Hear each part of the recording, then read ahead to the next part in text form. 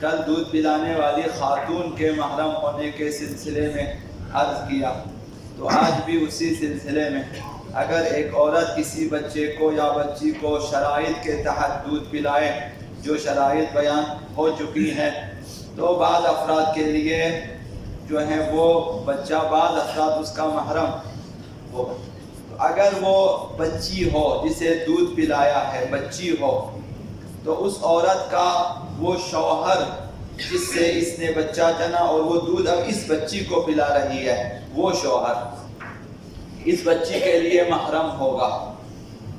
جس عورت نے کسی بچی کو دودھ پلایا ہے، وہ بچی اس کی اپنی نہیں ہے، صرف دودھ پلایا ہے، تو اس کا شوہر محرم ہوگا اس بچی کے لیے۔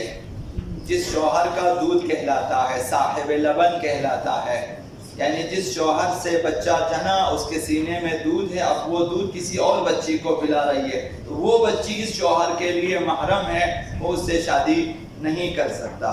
اور یہ شوہر اس بچی کے لیے رضاعی باپ کہلاتا ہے، رضاعی باپ، یعنی دودھ پینے کے سبب یہ باپ بن گیا ہے۔ اور اس عورت کا باپ، دادا جتنا اوپر جائے اس کے لیے محرم ہے۔ جس عورت نے دودھ پلایا ہے بچی کو، اس عورت کا باپ بھی محرم ہے، اس کا دادا محرم ہے، پردادا محرم ہے، جتنا اوپر جائے اس بچی کے لیے محرم ہے۔ اب وہ باپ دادا بھی اگر رضاعی ہوں تب بھی محرم ہے کہ کسی نے اس عورت کو دودھ پلایا، اب اس کے رضاعی باپ دادا جتنے بھی ہیں وہ اس بچی کے لیے بھی محرم ہے۔ اور تیسرے نمبر پر اس عورت کے موجودہ اور آئندہ بیٹے بھی اس بچی کے لیے محرم ہے۔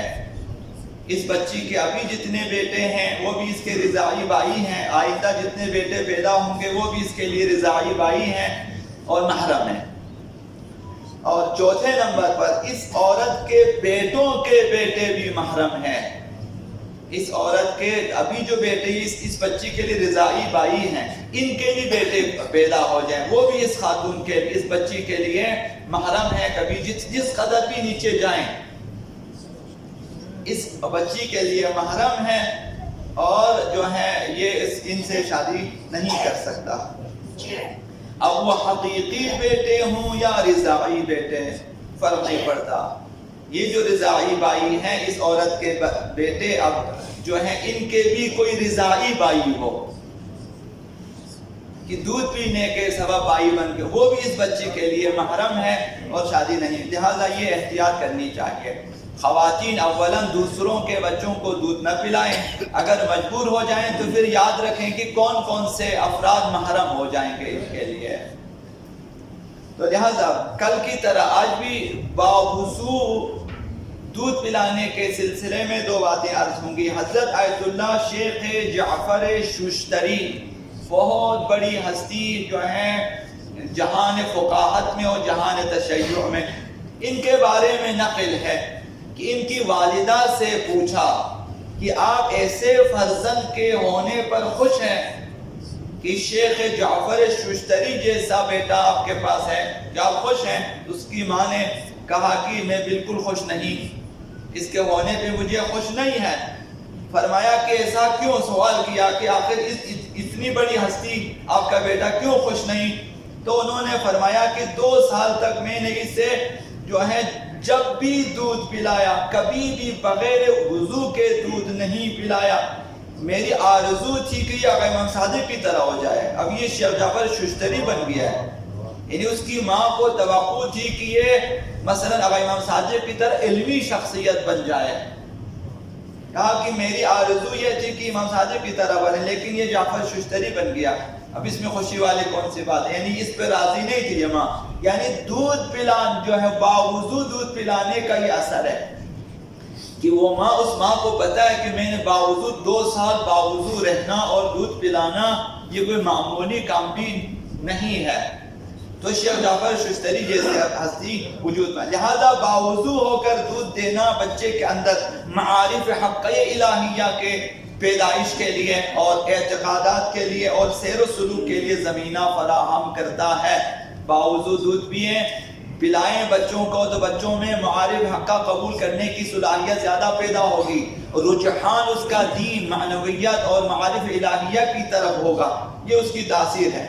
حضرت علامہ امینی صاحب الغدیر کے بارے میں ان کی والدہ سے بھی نقل ہے کہ فرمایا جب یہ بچہ پیدا ہوا، ان حضرت آیت اللہ ابراہیم امینی، علامہ امینی عبداللہ امینی جو ہے یہ صاحب الغدیر امینی، جب یہ پیدا ہوا اس وقت سے لے کر 2 سال کامل ہونے تک، 2 سال کامل ہونے تک بغیر وضو کے اسے دودھ نہیں پلایا ہے۔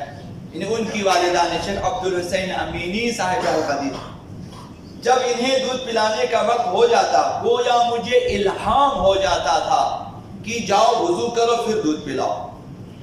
اب یہ بچے کی تاثیر ہو سکتی ہے، بچے کے بابا کی بھی تاثیر ہو سکتی ہے کہ ماں کے دل میں ایک بات الہام ہو جاتی ہے کہ جاؤ وضو کرنا چاہیے اور وضو کر کے دودھ پلانا چاہیے۔ دیکھیں اگر باتقوا ہیں تو 2 قسم کے الہام، اصول کافی میں آپ لوگ پڑھیں گے، انسان کے دل میں 2 قسم کے لوگ الہام کرتے ہیں، پھونکتے ہیں، ایک طرف شیاطین، ایک طرف فرشتے۔ فرشتے اچھی اچھی باتوں کا القاء کرتا ہے اور شیطان کی طرف سے مختلف قسم کے وسوسے ہیں۔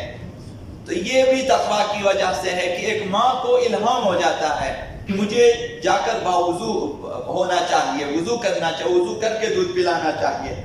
تو فرمایا شیخ جو ہے عبد الحسین امینی صاحب الغدیر کی والدہ کہ جب بھی دودھ پلانے کا وقت ہوتا تھا مجھے گویا الہام ہو جاتا کہ جا کر میں وضو کروں، تو میں وضو کر لیتی تھی پھر انہیں دودھ پلاتی تھی۔ اس طرح باوضو ہونے اور باوضو دودھ پلانے سے بہت ساری برکتیں میں نے حاصل کی ہے۔ ان کی والدہ فرمانے بہت ساری برکتیں خدا متعال نے دی ہے، یہ ہمارے لیے بھی ہے۔ ایسا نہیں کہ وضو صرف جو ہے علامہ امینی جیسوں کے لیے اس کی تاثیر ہمارے لیے بھی ہے۔ ہم بھی باوضو رہنا شروع کر دیں، بہت ساری کرامتیں دیکھیں گے آپ بھی۔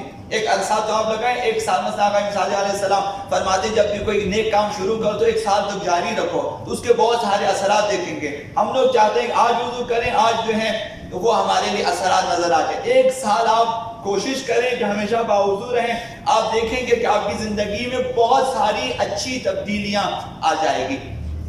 ہم لوگ وضو کو بہت معمولی سمجھتے ہیں، وضو بہت بڑی چیز ہے، اگرچہ مستحب ہے لیکن بہت بڑی چیز ہے۔ ہماری تربیت میں، بچوں کی تربیت میں، ماؤں کی تربیت میں معارف حقہ کے لیے بہت ضروری چیز ہے کہ ہم بھی باوضو رہیں، ماؤں کو سے بھی کہیں کہ باوضو رہیں، دودھ پلائیں تو باوضو ہو کر دودھ پلائیں، اور اولاد سے بھی کہیں کہ جا کے وضو، حتیٰ جن بچوں کو وضو کرنا نہیں آتا ان سے بھی کہیں کہ جائے منہ ہاتھ دھو لیں، یہ ان کا وضو ہے۔ یہ مسا آقا مرزا علیہ السلام کی حدیث اس دن میں نے بیان کی، بچہ اگر مسا کے خالی منہ ہاتھ دھو لیں